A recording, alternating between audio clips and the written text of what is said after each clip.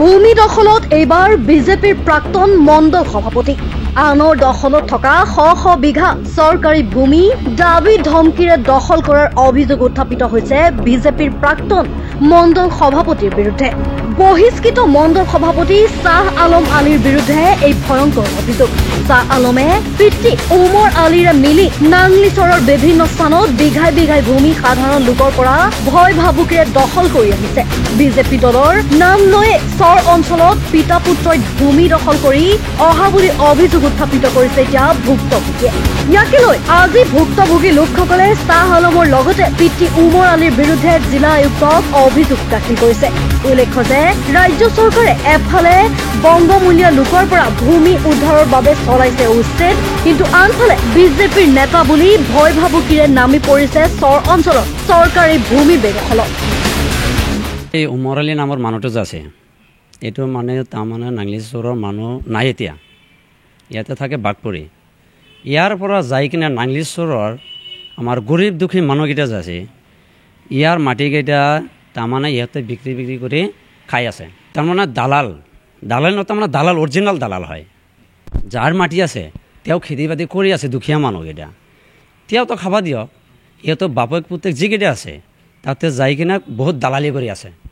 আৰু বাহিৰৰ পৰা নগাঁও ডিষ্ট্ৰিক্টৰ পৰা মানুহ লৈ আহি, আমি কেতিয়াবা দেখা নাই মানুহকেইটা, এইটো পাৰ্টি চাৰ্টি লৈ আহি কিনে তাতে অত্যাচাৰ কৰি আছে, মাটি পৰা বিক্ৰী কৰি আছে, গুণ্ডাগিৰি কৰি আছে। আৰু আমাৰ ৰাজ্যৰ যিকেইটা মানুহ আছে এইকেইটাৰ পৰা চবকেইটা মানুহৰ পৰা সিহঁতক পইচা উঠাই মোটামুটি বহুত পইচা লৈছে।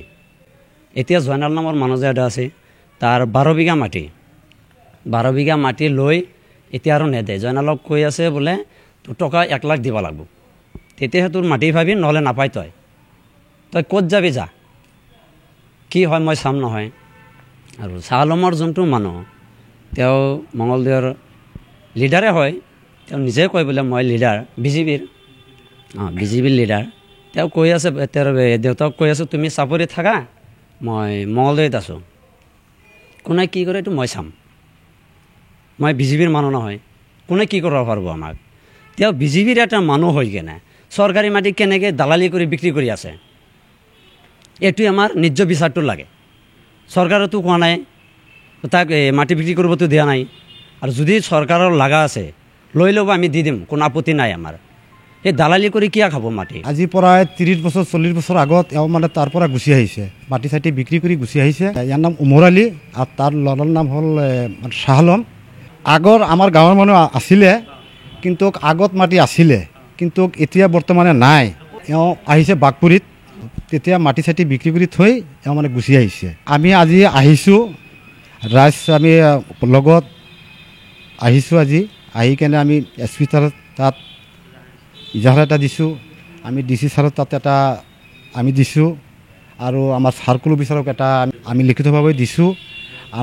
আমাৰ গাঁৱত যাই ভাল কৰি তদন্ত কৰি এই বস্তুটো আমাক বুজাই দিলে হ'ল।